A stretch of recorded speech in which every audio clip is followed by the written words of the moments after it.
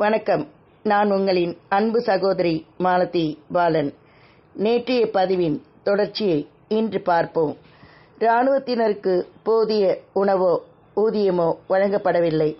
இதனால் இராணுவத்துக்கு தோல்வி மேல் தோல்வி ஏற்பட்டது. 1917ஆம் ஆண்டு மார்ச் 8ஆம் தேதி ஜார் மன்னன் ஆட்சிக்கு எதிராக பெண்கள் பெரிய ஆர்ப்பாட்டம் நடத்தினார்கள்.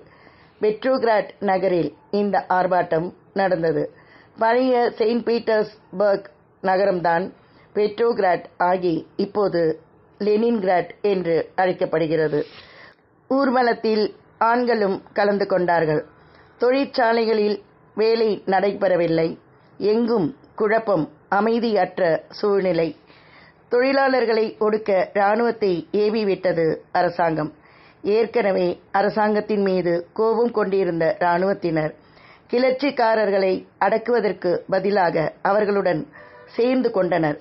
கலவரத்தை அடக்க போலீசார் சில இடங்களில் துப்பாக்கி சூடு நடத்தினர். பொதுமக்கள் ஆவேசம் கொண்டு போலீசாரை கற்களாலும் தடிகளாலும் திருப்பி தாக்கினார்கள்.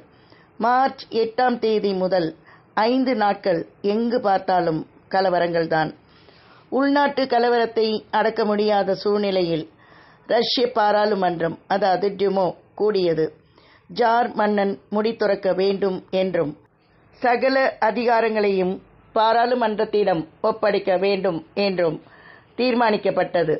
பாராளுமன்றத்தின் இந்த தீர்மானத்தை இராணுவ தளபதிகளும் ஆமோதித்தனர்.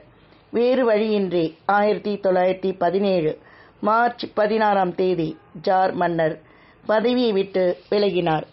தன் தம்பியான மைக்கேல் என்பவனுக்கு முடிசூட்டினார். ஆனால் மைக்கேல் ஒரு நாள் கூட பதவியில் நீடிக்க முடியவில்லை. அன்றே அவனை மக்கள் தூக்கி எறிந்தனர்.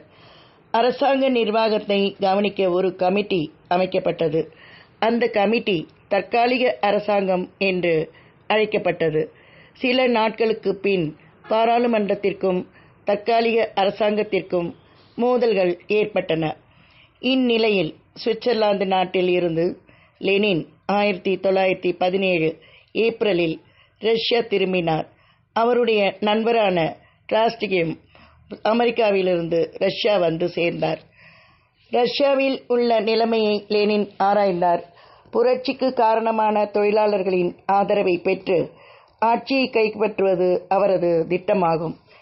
இதற்கிடையே மிதவாதிகளும் தீவிரவாதிகளும் இணைந்த கூட்டணி அரசாங்கம் கெரன்ஸ்கி என்பவர் தலைமையில் அமைத்தது. கெரன்ஸ்கி பேச்சு திறமை மிக்க வக்கீல். தொழிலாளர்களிடம் அவருக்கு ஓரளவு செல்வாக்கு இருந்தது. லெனின் போல்ஸ்கி கட்சி வளர்வதை அவர் விரும்பவில்லை. லெனினையும் மற்ற முக்கிய தலைவர்களையும் கைது செய்யும்படி உத்தரவிட்டார். உடனே லெனின், ஸ்டாலின், ட்ராட்ஸ்கி ஆகியோர் தலைமறைவாயினர். லெனின் தப்பிவிட்டதால் ஆத்திரமடைந்த கெரன்ஸ்கி லெனின் கட்சியினரை ஒடுக்க உத்தரவிட்டார். இதனால் நாட்டில் அடக்குமுறை தாண்டவமாடியது. மக்கள் தற்காலிக அரசாங்கத்தின் மீது வெறுப்பு அடைந்தனர். இதன் தொடர்ச்சியை அடுத்த பதிவில் பார்க்கலாம். நன்றியுடன் உங்களின் அன்பு சகோதரி மாலதி பாலன்.